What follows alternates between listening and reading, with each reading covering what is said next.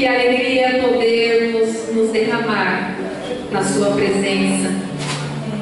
Que alegria recebermos uma porção desse amor que nos cura, desse amor que nos consola, desse amor que nos encoraja, desse amor que nos levanta nos dias mais difíceis.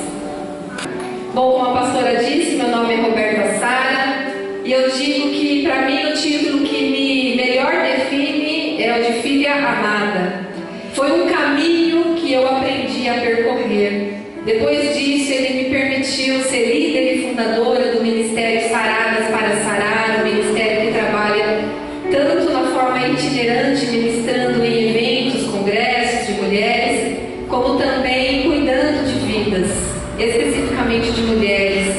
É um ministério que trata a cura da alma, das emoções.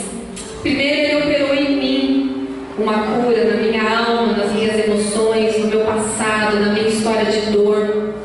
Imagina uma história em que você fala assim, tem tudo para dar errado. Até um determinado ponto era assim, tinha tudo para dar errado.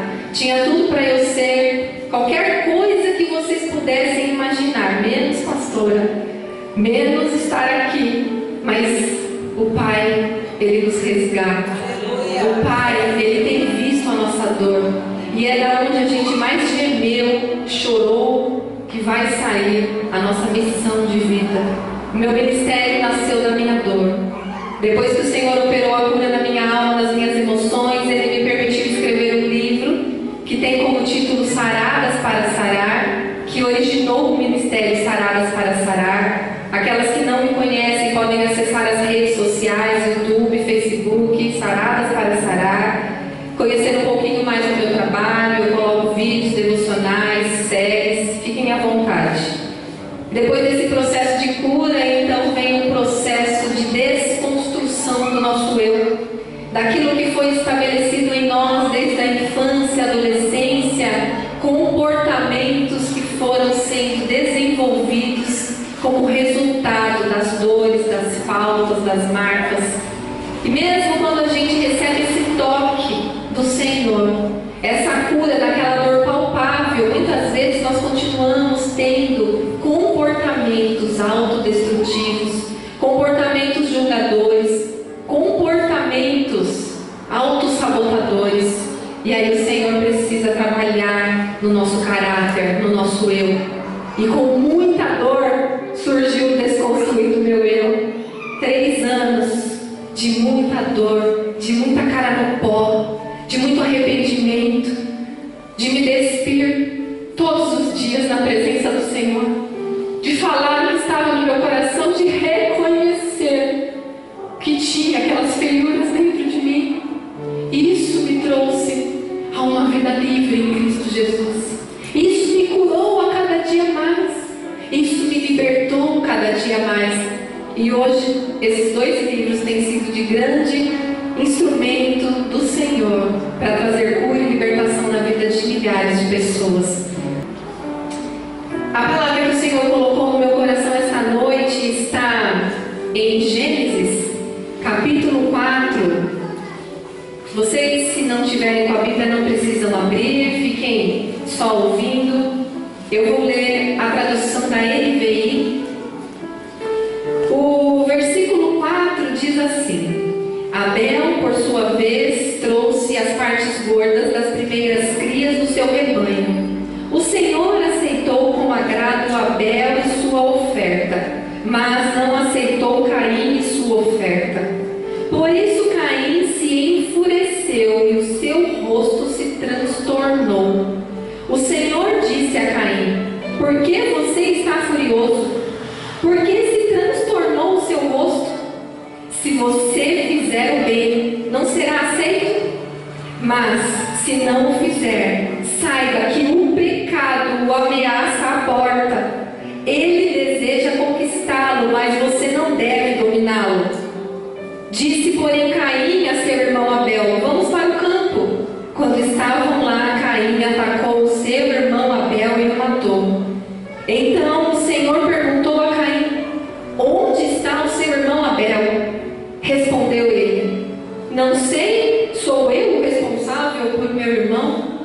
Até aí por enquanto. Todos nós conhecemos essa história. E aqui eu não quero fazer uma aplicação específica relacionada à inveja. Eu quero chamar a atenção de vocês a respeito da motivação do nosso coração. Quando Caim ofereceu aquela oferta a Deus, ele tinha uma motivação em seu coração. Quando Abel ofereceu aquela oferta a Deus, ele tinha uma motivação em seu coração. Os dois tiveram o mesmo ato, com motivações diferentes. Não é que Deus não aceite as nossas ações, é que Ele está vendo as nossas motivações. Por que você faz o que você faz? Do jeito que você faz? O que leva você a vir à igreja? O que leva você a sair para trabalhar todos os dias? O que leva você a cuidar dos seus filhos? O que leva você a ser esposa? Quais são as motivações do seu coração quando você lava, limpa, cozinha, passa? Cansada. Onde eu fui amarrar meu jegue? Ó, minha filha, casa não, hein? Ou então você demora muito para casar, porque você está vendo o sofrimento aqui da sua mãe. Mulher nasceu para sofrer. Será que essas frases são conhecidas de vocês? Talvez vocês tenham escutado quando vocês eram adolescentes, ou talvez vocês hoje expressem essas frases às suas filhas. A motivação do teu coração tem que estar no Senhor. Há uma passagem que diz que todas as coisas que nós fizermos devem ser como para o Senhor. Se eu estou lavando louça, eu estou fazendo para o Senhor. Mas é tão pequeno esse trabalho. Ah, eu queria ser uma grande empresária, controlar uma grande empresa, porque você pensa que o seu valor está no seu muito fazer. Deus, Ele não te ama mais e nem te aceita mais pelo que você faz. Ele te ama e te aceita por quem você é. Você é filha amada do Pai. Quem aqui é mãe sabe que, independente do teu filho ser uma pessoa de sucesso ou não, você o ama. Você tem sonhos e expectativas para ele, mas se ele não cumprir, você sabe que vai ser ruim apenas para ele. Mas não que você vai deixar de amá-lo porque ele deixou de corresponder a uma expectativa que estava no seu coração. O Pai tem lindos planos para todas nós. Planos de bem e não de mal, de nos fazer prosperar, como diz em Jeremias. Mas depende de nós alcançarmos os planos que Ele tem para nós. Se nós temos planos para os nossos filhos e até estamos dispostos a investir, nos esforçarmos, abrirmos mão de tanta coisa de nós para darmos aos nossos filhos, também vai depender das ações dos nossos filhos alcançarem aquilo que está no nosso coração. Simplesmente não depende da minha vontade. O Pai quer curar a todas, mas não depende só da vontade dele, depende da motivação do seu coração. Por que você quer uma cura? Para um dia você estar aqui com o microfone na mão, mas não com a intenção genuína de compartilhar aquilo que Deus fez, para que não destaque. Não vai acontecer. Qual é a motivação que você carrega dentro de você ao tratar as pessoas, ao agradar as pessoas? Temos tantas faltas dentro de nós, e por causa dessas faltas nós buscamos preencher com um relacionamento do outro. Só que a gente agrada o outro para ser aceito. A gente entrega algo para o outro que a gente nem pode dar só para ser aceito. E sabe por que você não se sente amada? Porque a motivação do teu coração ao entregar isso foi errada. O amor do Pai é o único que pode te curar, que pode te encher, que pode te preencher. Amiga, pastor, pastora, ministério, trabalho, marido, filho, título, posição, bolsa, sapato, nada vai conseguir preencher o teu vazio. Nada vai conseguir fazer você entender o valor que você tem diante de Deus. Somente esse amor. E aqui, Caim entregou aquela oferta com a motivação errada. Abel com a motivação certa. Ele deu a melhor parte. Como tem sido os seus dias? Qual parte do seu dia você tem separado para Deus? A sua melhor parte fica com quem? Com o Facebook? Com o WhatsApp? Com coisas vazias? A sua melhor parte tem que estar em Deus. Que o seu primeiro seja para o Senhor. Ao acordar, ao despertar, ao abrir os olhos, a primeira coisa que você deve fazer é: obrigada, Senhor. Obrigada por mais um dia de vida em que eu posso respirar sem ajuda de aparelhos, porque eu posso caminhar, porque eu tenho vida, porque os meus filhos têm vida. Perfeito? Não. Não vamos viver nesta terra em nenhum momento e tudo estar perfeito. Sempre tem uma coisinha. Sabe por quê? Da nossa natureza humana. Se tudo estiver bem, nós não nos relacionaremos com Deus. Não é verdade? Quando está tudo bem, a gente esquece de vir à igreja, a gente esquece de se relacionar com Deus, a gente esquece de falar com Ele. E aí começa o querer mais. Nunca está bom. Nunca está bom. Às vezes você coloca que a sua felicidade ela acontecerá quando você terminar uma faculdade, ou quando você fizer um curso de inglês, ou quando você casar, ou quando você tiver filhos, ou quando você tiver sua casa própria, ou quando seu marido ganhar mais que você, ou quando você puder comprar as roupas que você quer. E assim nós vamos adiando o nosso bem-estar. Mas muitas vezes isso já aconteceu na sua vida e você não se deu conta de agradecer a Deus e nem percebeu que aquilo que você queria chegou, mas o seu coração não mudou. O seu coração continua ansioso, o seu coração continua desejoso daquilo que o outro tem. Nunca tá bom. Deus permite que você compre um carrinho. Tá bom, né? Mas o irmão lá, a bênção do irmão, te chamam para o ministério. Você pode ficar na porta?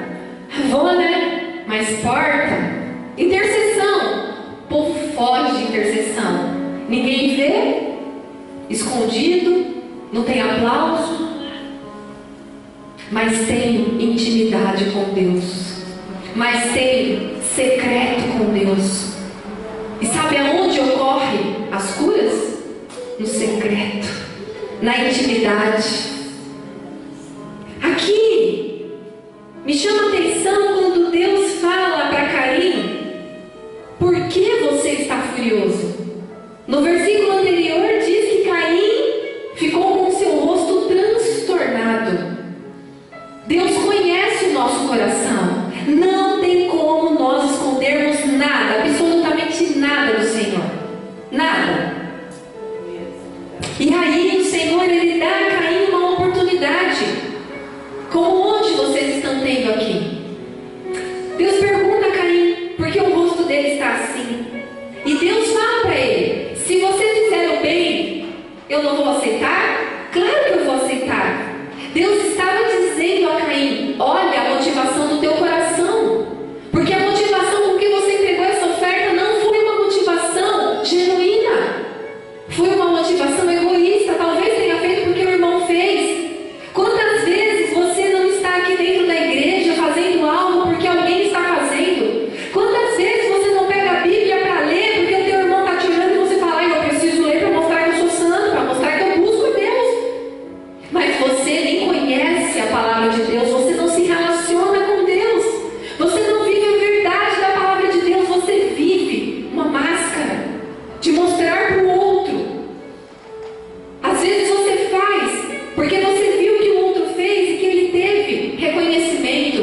que ele teve amor, o que não é, porque é um engano. Porque as mesmas pessoas que hoje te aplaudem, amanhã elas te derrubam. As mesmas pessoas que hoje te elogiam, amanhã elas te julgam, elas te condenam. Porque o ser humano é egoísta. O ser humano está sempre em busca do que é bom para ele. Se você está satisfazendo as minhas necessidades, então eu sou teu amigo, então eu gosto de você. A partir do momento que você não deu o que eu queria, não te quero mais. Excluo você da minha rede. Nós estamos sempre querendo ser vistos, reconhecidos, por causa de faltas. Mas quando nós somos supridos no amor do Pai, no amor de Deus, nós não precisamos disso. E se Deus quiser te trazer isso, Ele trará na hora certa, para a glória dEle, para mostrar o que Ele faz através da sua vida, escrevendo uma história de sucesso para exaltar e glorificar o nome dEle. Enquanto a motivação for errada, Ele não vai te levar, mesmo que seja um lugar que Ele já tenha estabelecido para você. Mas Ele vai te dar diversas oportunidades para você se despir, para você falar a verdade, para você se rasgar na presença dEle, para você abrir o seu coração. Caim teve essa oportunidade e não aproveitou. Ele não aproveitou essa oportunidade. E Deus ainda dá um recado bem dado. Se você não fizer o bem, saiba que o pecado ameaça a porta. Ele deseja conquistá-lo, mas você deve dominá-lo. Deus diz a Caim que ele deve dominar aqueles sentimentos que estão tomando conta dele. Nós temos que gerir nossas emoções. Quantas mulheres impulsivas, quantas mulheres irritadas, nervosas, xinga a criança, chuta o cachorro, rebruta com o marido chega cansado do trabalho, a mulher já está de cara feia, ou porque ficou trabalhando o dia inteiro dentro de casa, cansada com as tarefas, sem ser reconhecida porque está fazendo com motivação egoísta, porque não está fazendo para Deus. Porque se eu vou fazer o pior trabalho, mas eu faço pensando que aquilo me está agradando ao Pai, eu não vou precisar de reconhecimento. Mas o problema é que a gente quer sempre a glória para nós. Quando a gente entende que tudo é dele, para ele e por ele, a nossa vida se torna mais leve. E aqui Caim estava deixando o pecado dominar ele. Mulher, se você percebe que você não está num dia bom, se as suas emoções estão alteradas, se você está irritada, primeira coisa que você deve fazer, por favor, fecha sua boca. Quando a gente está cansada, quando a gente está estressada, quando a gente está irritada, a gente tem a tendência de falar mais. Mulher já fala, mas a gente tem a tendência de falar muito mais. E aí a gente começa a gerar morte através das nossas palavras, porque a gente começa a maldizer tudo. Ah, eu estou cansada disso, meu marido não reconhece, meu marido não está nem aí, porque esse menino só enche meu saco, porque fulano isso, porque fulano aquilo. Você já começa a reclamar do dia, você já começa a reclamar que você não tem nada, que você não pode fazer nada. Aí você para e fala assim, tô meio irritada, deixa eu dar uma relaxada. Aí você abre o Facebook, aí você começa a ver sua amiga, linda, maravilhosa, com aquela foto toda filtrada, chique no último, com aquela roupa linda. Aí você fala, tá vendo? Deus não me ama. Olha ela, Deus, toda linda, loira, maquiada, e eu aqui lavando as cuecas do meu marido. Ninguém merece. Aquilo, na verdade, gera uma insatisfação no seu coração. A raiz da maioria dos pecados é a insatisfação. Quando eu estou insatisfeita, eu invejo. Quando eu estou insatisfeita, eu murmuro. Quando eu estou insatisfeita, eu fico ansiosa, eu fico irritada, eu falo demais, eu peco com as palavras. E por que nós estamos tão insatisfeitos? Se o Pai já entregou a nós tudo aquilo que nós precisamos, que é o Filho dele, amado, ter morrido na cruz por mim e por você, e essa cruz, todos os dias, nos dar força para continuar. Mas a gente esquece, porque a gente trata a cruz como algo banal.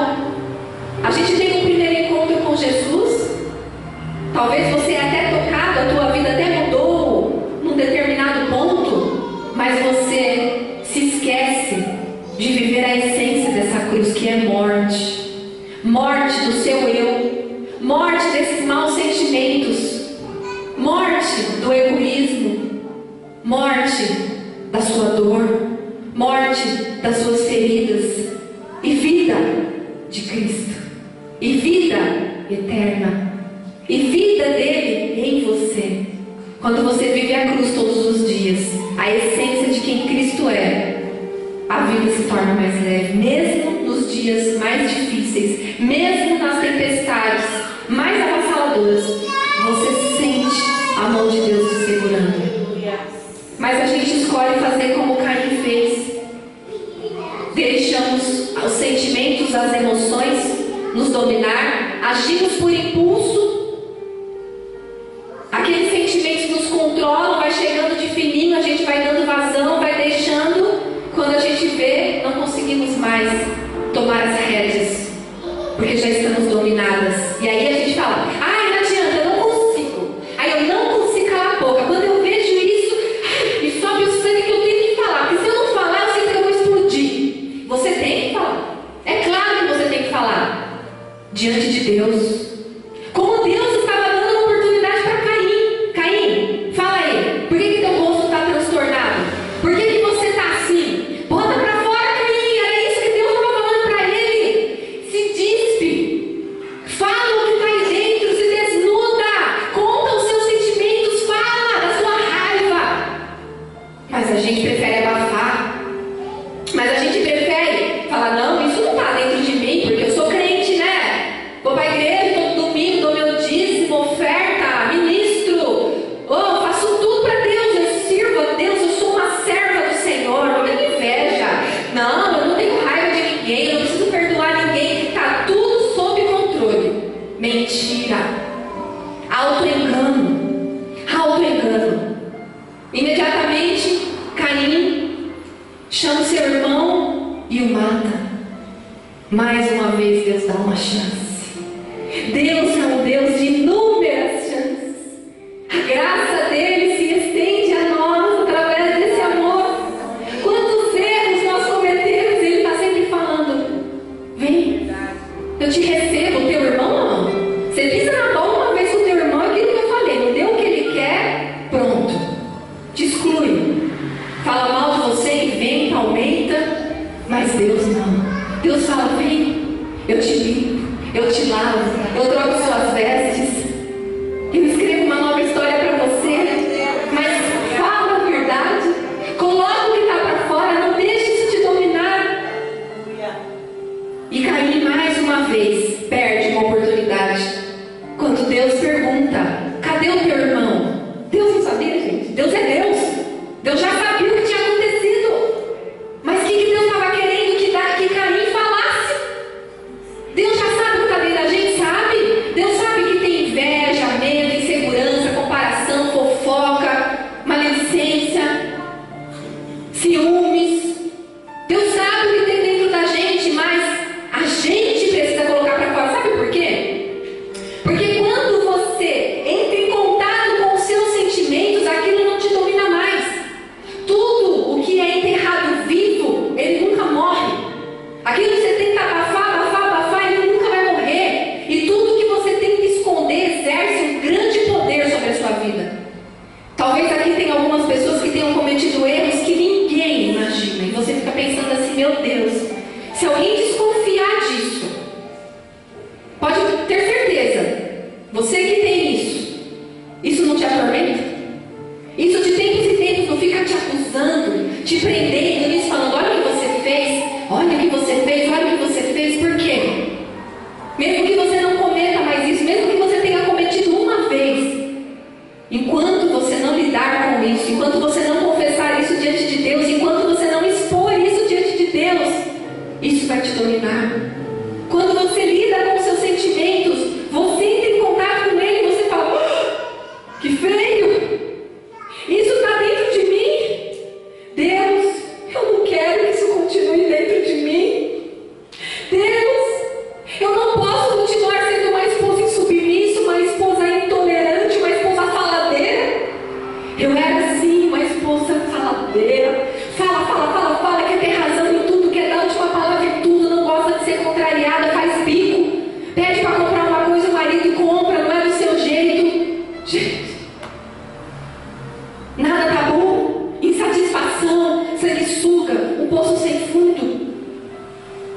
E aí, faltas que geram esses comportamentos, mas eu preciso lidar com esses comportamentos e esses sentimentos para eu falar, eles não vão mais me dominar.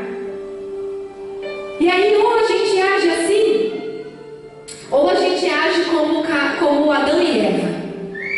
Gênesis 3, versículos 12 e 13 diz assim: disse o homem: foi a mulher que me deste por companheira que me deu o fruto da árvore e eu comi. 13. O Senhor Deus perguntou então à mulher: que foi que você fez? Respondeu a mulher: a serpente me enganou e eu comi. Ou então, a gente até reconhece que a gente tem algumas falhas de caráter e alguns comportamentos errados, mas a gente coloca a culpa no outro. Ah, eu sou assim por causa da minha mãe, porque a minha mãe me deu amor, porque a minha mãe ela não cuidou de mim, porque a minha mãe não fez isso, porque o meu pai me abandonou, porque o meu pai não me registrou. Ah, eu sou assim porque o pastor falou alguma coisa pra mim, eu saí daquela igreja, nunca mais eu consegui. Gente, o que tem de pessoas feridas e distantes de Deus por causa de igreja?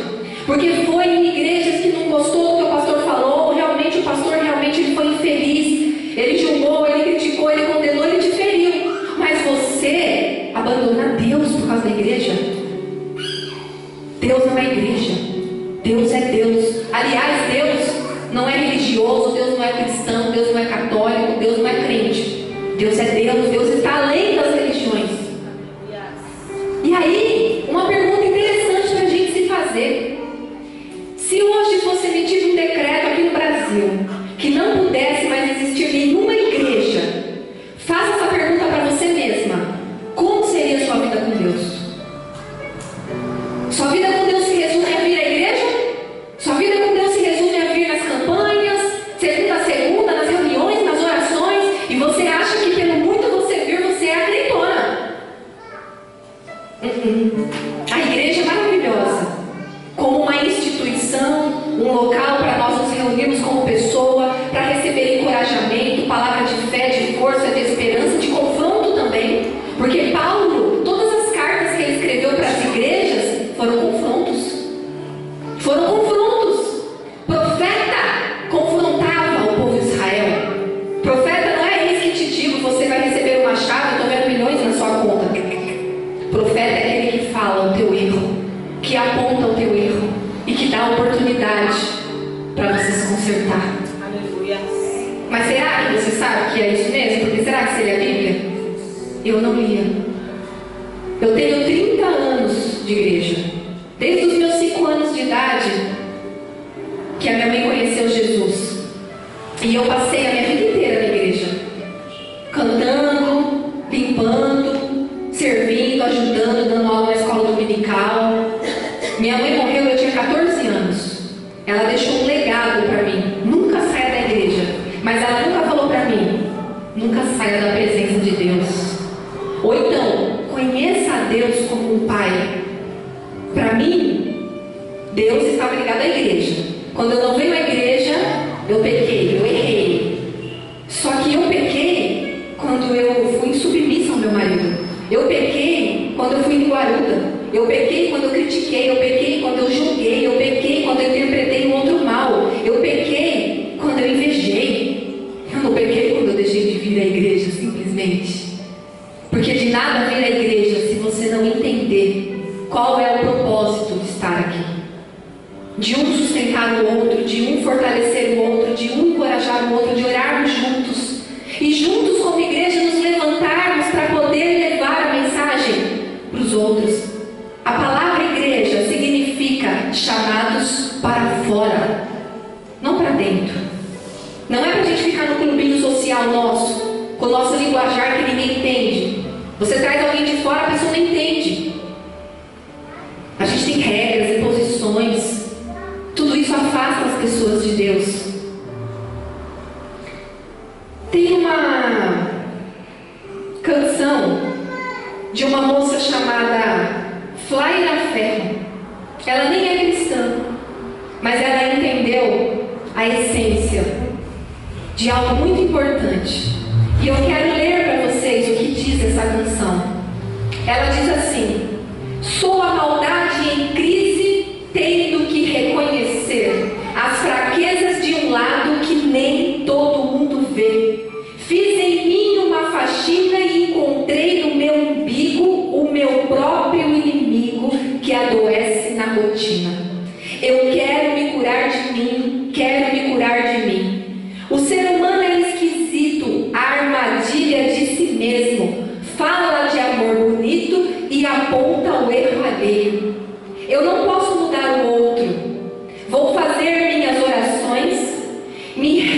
da minha vaidade que destrói as relações.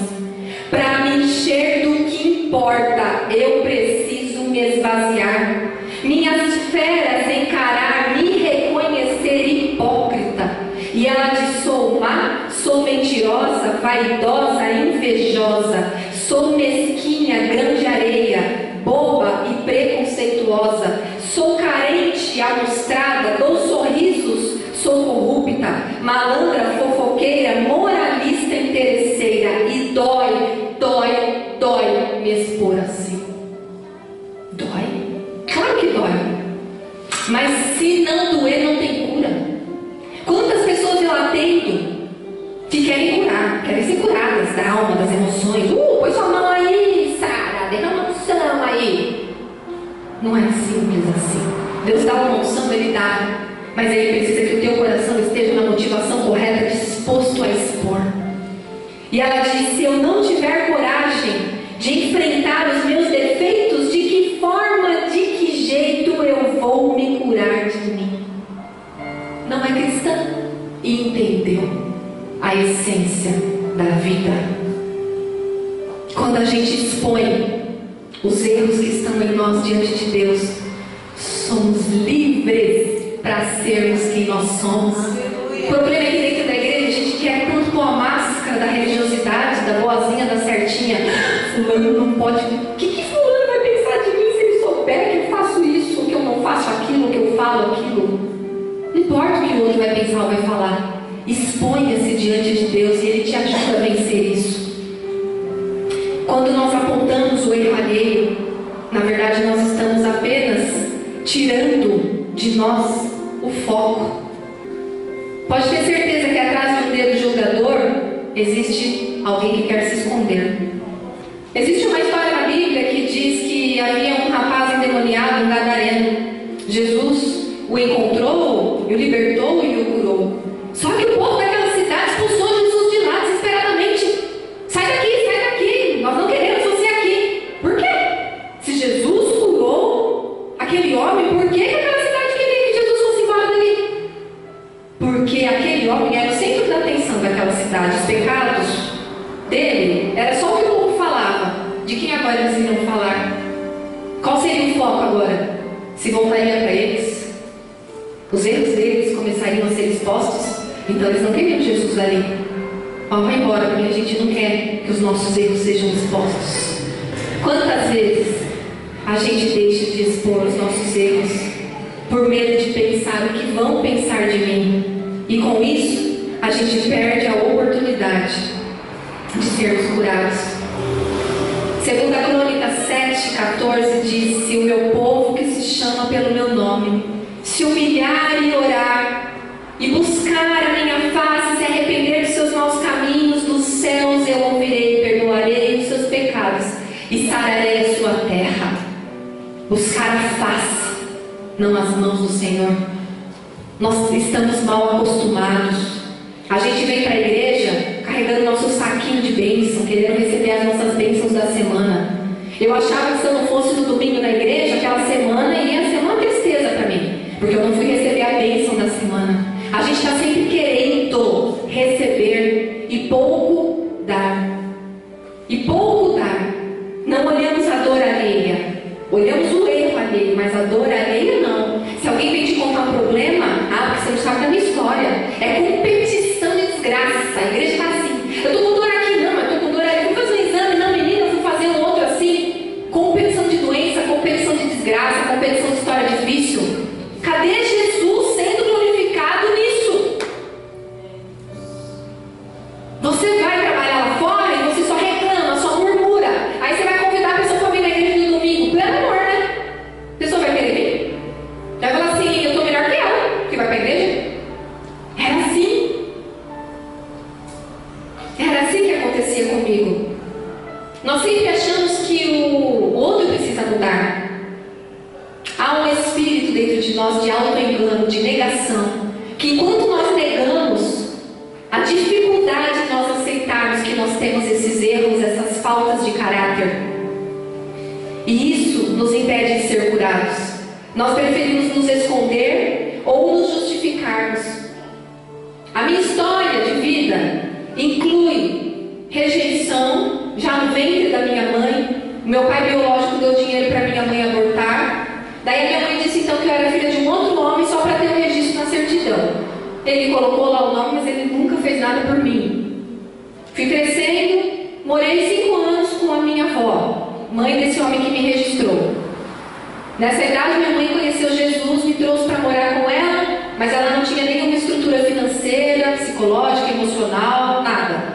Então ela conhecia algumas pessoas que ouviam a história dela e falavam: olha, eu fico aqui com a tua filha, vai tentar sua vida, vai arrumar um emprego e quando tiver tudo certo você volta. Nessas casas em que eu morei desde os meus 5 anos de idade, até quase eu casar, eu fui vítima de abuso sexual em todas elas. Em todas. Quando eu estava com uns 11 anos de idade, mais ou menos, a minha mãe então chegou em mim e contou que eu não era filha desse homem que constava no meu registro, porque eu achei que eu era filha daquele homem. Já sofri a rejeição dele não me visitar, de não fazer nada por mim, de não ter amor, carinho, afeto, um pai para dar boa noite, um pai para fazer lição, um pai que fosse para brigar.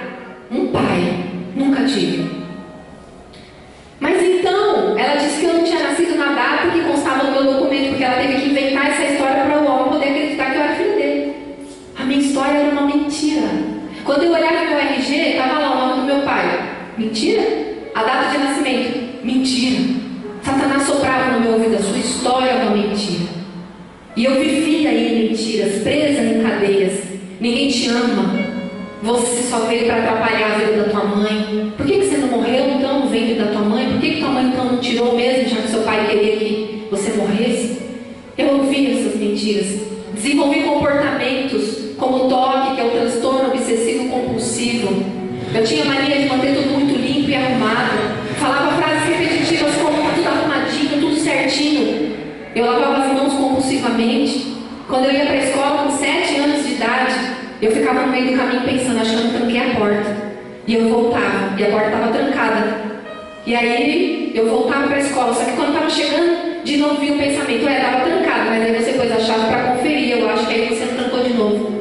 Se tivesse que voltar 30 vezes, eu voltava. Comportamentos, resultado daquilo que eu havia vivido.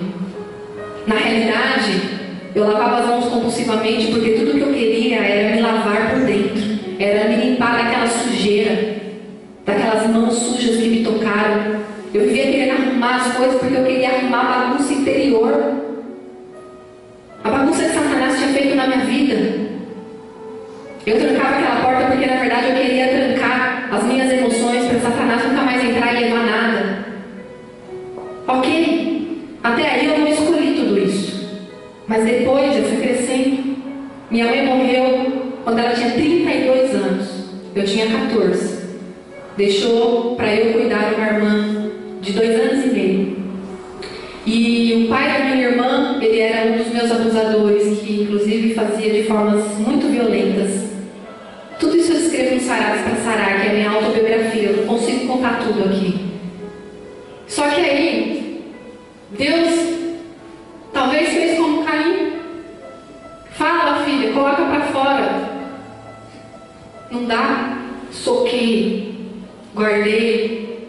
Deus enviou meu esposo, presente de Deus para mim.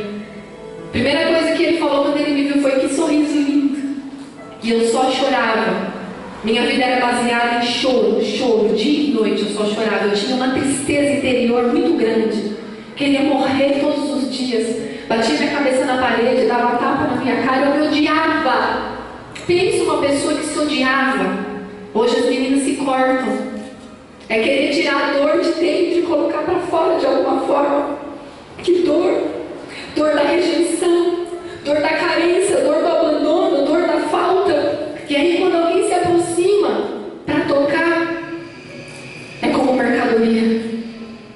Eu perdi todo o meu senso de valor. Quando eu conheci meu esposo, ele foi a cura para mim. Me amou como ninguém me amou. Eu vivia correndo atrás de rapazes que não me valorizavam. Assim eu acumulava mais marca, mais ferida. Qualquer coisa era motivo para me apaixonar. Extremamente carente. Uma palavra que falasse para mim, eu já me apaixonava. Querendo sempre o mais difícil, querendo sempre aquele que me rejeitava. A gente vai seguindo, né? A vida inteira foi rejeitada e a gente vai seguindo, a gente busca a rejeição, sempre. Só que aí, eu não soube lidar com o meu casamento. No começo, maravilha, tudo lindo. Daqui a pouco caiu na rotina. E eu, como diz a canção, comecei a adoecer, olhando para o meu umbigo. Colocava a culpa em Satanás.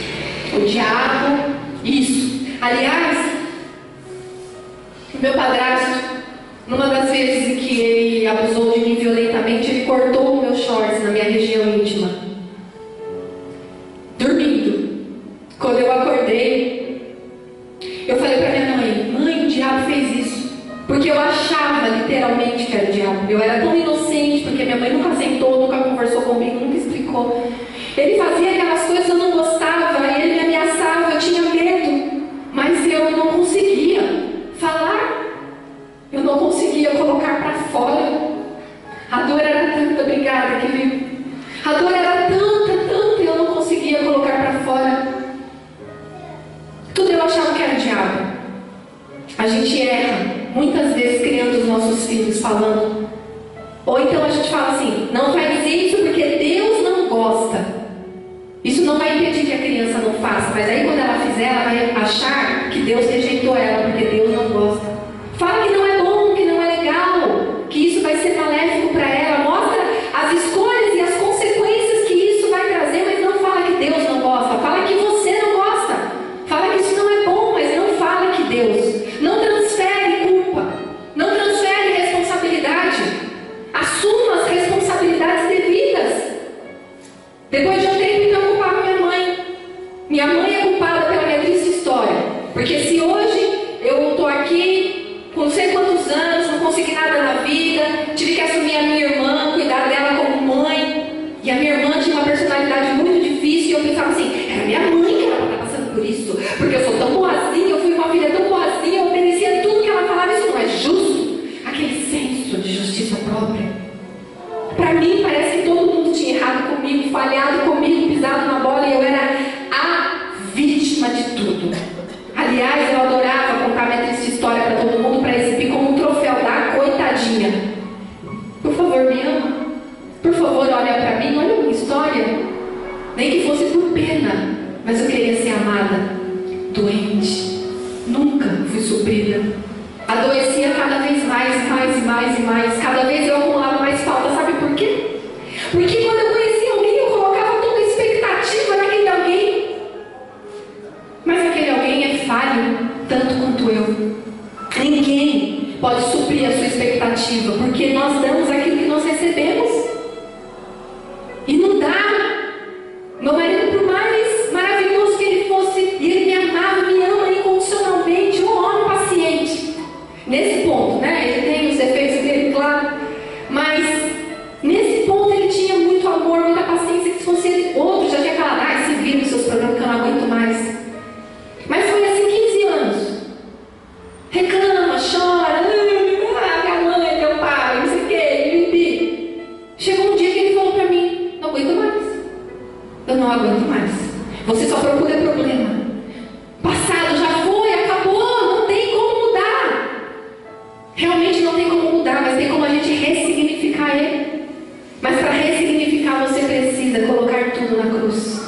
E aceitar esse amor e entender que isso pode contribuir com o propósito de Deus. Aliás, até os seus erros, nada Deus vai desperdiçar. Tudo vai servir para ajudar o outro, para alimentar o outro, para fortalecer o outro, para dizer para o outro: eu sei o que você está passando, você não está só.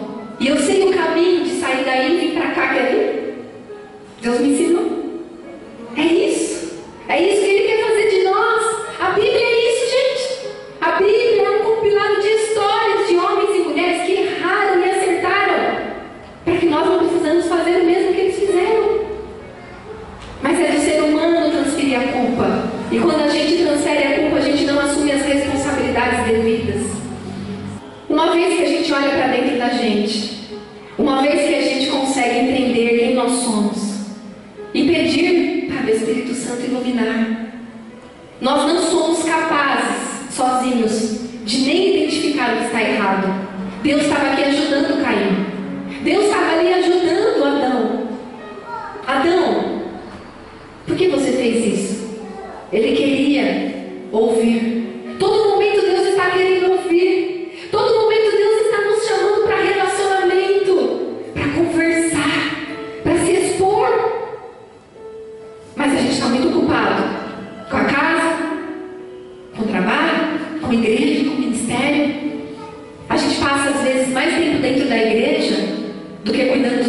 filhos. Deus não vai cobrar de você quando você chegar lá do outro lado quantas horas você passou na igreja, quantas pessoas que você orou. Ele vai falar: o que você fez com seu cônjuge, com seus filhos? Ah, mas eu estava lá dentro da igreja, não tinha tempo. Primeiro os seus, primeiro aqueles que Deus confiou às suas mãos.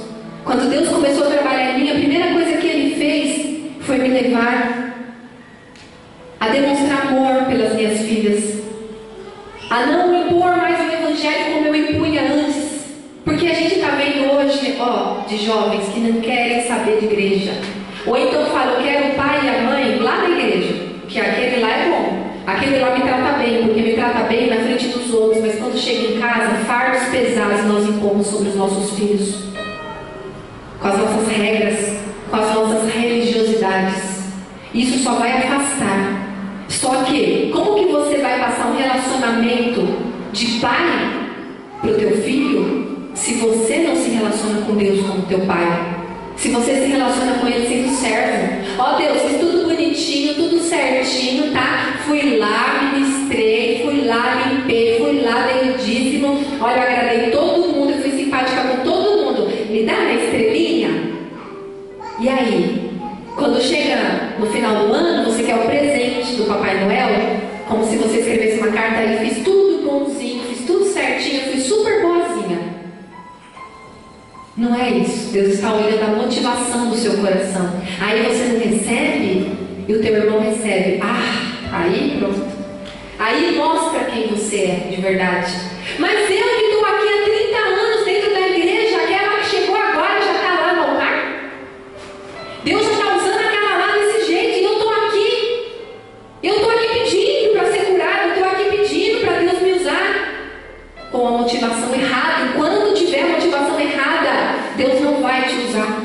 Você está de olho no dom da outra, você está de olho no que a outra está fazendo, você está de olho no sucesso que Deus está dando para a outra. Mas você não está a portas trancadas pagando o mesmo preço que aquela outra pagou para chegar lá. No público só derrama o que aconteceu no secreto. E às vezes você quer estar no lugar de algumas pessoas, mas você não quer pagar o preço que ela pagou para estar lá. Porque dói nos expor. Mas a boa notícia é que assim que a gente pede para o Espírito Santo iluminar os quartos escuros da nossa alma, nos mostrar o que está errado e tivermos humildade para reconhecer os nossos erros, as nossas falhas, buscarmos a face do Senhor, nos arrependermos, nos voltarmos para Ele, a graça dele está aberta para nós. Uma autora escreveu isso num livro e eu achei fantástico. Deus diz assim para você, isso aí você vai encontrar 1 João 3:2, Isaías 43:1, Mateus 13:46, Efésios 1:4, Apocalipse 13:8, Salmo 149:4, Cantares 6:3 e 7:10. É um texto da autora Regina Franklin. Diz assim: eu gostaria que vocês fechassem os olhos nesse momento e recebessem essa leitura como uma carta de amor do seu Pai Celestial para você. Filha, antes da fundação do mundo eu te conhecia. Eu sabia de que cor seriam os seus olhos e podia ouvir o som da tua risada. Como um pai orgulhoso que carrega a fotografia da filha, eu carreguei a sua imagem em meus olhos.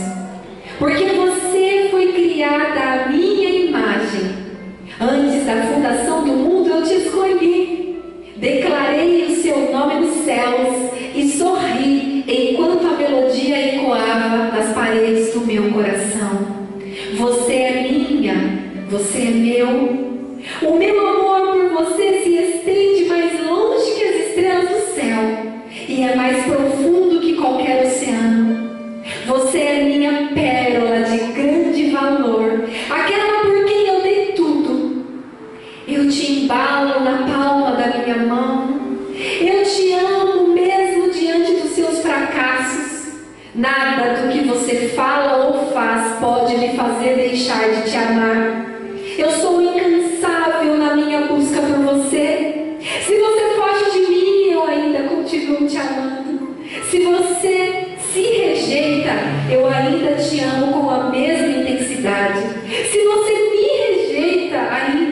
eu continuarei te amando. Quando vejo cada parte do que você é, fico maravilhado com a obra das minhas mãos, pois eu sussurrei palavras de anseio e desejo para que você viesse a existir. Você é bela por completo, corpo, alma e coração. Você é tudo o que eu sempre sonhei. Você é minha amada e eu sou teu. Esse poema lindamente escrito e adaptado dessas partes que eu disse da Bíblia, e claro, ela deixou ali como uma forma de poema, é o que Deus pensa de você. Independente das feiuras que há dentro de você, Ele te aceita, Ele te ama, Ele só quer que você exponha para que você lide com aquilo, para que você tenha consciência daquilo e fale: eu não quero mais isso dentro de mim. E eu gostaria de pedir para que o rapaz colocasse a canção, por gentileza, se assim der, se não pode continuar no tecladinho. E eu gostaria de fazer um apelo a vocês, aquelas que foram tocadas através dessa palavra. Enquanto eu falava, você pensava: puxa vida, eu sou tão intolerante com o meu marido, eu sou tão impaciente com a minha sogra, eu brigo tanto com os meus filhos, eu reclamo de tudo, nada tá bom, eu sempre falo: não põe aqui, põe ali, pega isso, faz aquilo. Eu não estou dizendo que a gente não tem que impor limites, mas eu estou dizendo que a gente tem que ter um equilíbrio entre amor, palavras de afirmação e o equilíbrio entre os limites. Dependendo da estrutura que você foi criado, você vai reproduzir isso e por vergonha você vai esconder os seus erros. Hoje o Pai quer que você seja curada de você mesma, liberta de você mesma, porque o nosso maior inimigo somos nós mesmos. Satanás só vai fazer aquilo até mesmo que Deus autorizar, porque até para ele tocar em Jó ele teve que pedir permissão a Deus. E nós muitas vezes damos abertura para Satanás na nossa vida também com as nossas atitudes. Mas nós somos os nossos piores inimigos. Se você abrir o teu coração para Deus, se você expor que tem inveja, que tem ciúmes, que fala mal, que julga, que critica, que tem raiva, isso não vai mais te dominar. Isso não vai mais tomar conta do seu ser. E aí você vai ter a oportunidade que Caim teve, mas antes de realizar aquilo. Até o pecado, gente, da traição, não é na primeira olhada que a pessoa trai. A pessoa olha uma vez, olha a outra, alimenta aqueles sentimentos ou tenta lidar sozinha com aquilo e acaba sucumbindo. Se você falar para Deus: Deus, eu olhei para aquela mulher de alguma forma, eu olhei para aquele homem de uma forma diferente, me perdoa, me ajuda a não sucumbir. O Senhor vai te ajudar. Se você falar: Senhor, eu estou querendo ser aplaudida, eu estou com um desejo dentro de mim de ser reconhecida, Senhor, mas eu sei que eu não preciso, porque o teu amor me basta. Deus vai te ajudar a não nutrir esses sentimentos com o seu esposo. Tem hora que eu tenho uma raiva dele, porque ele falou assim comigo, porque ele é grosso comigo. Deus, as palavras dele me machucam. Falar, expor. Aquelas que quiserem vir ao altar para falar: Senhor, eu não aguento mais confiar em mim. Eu não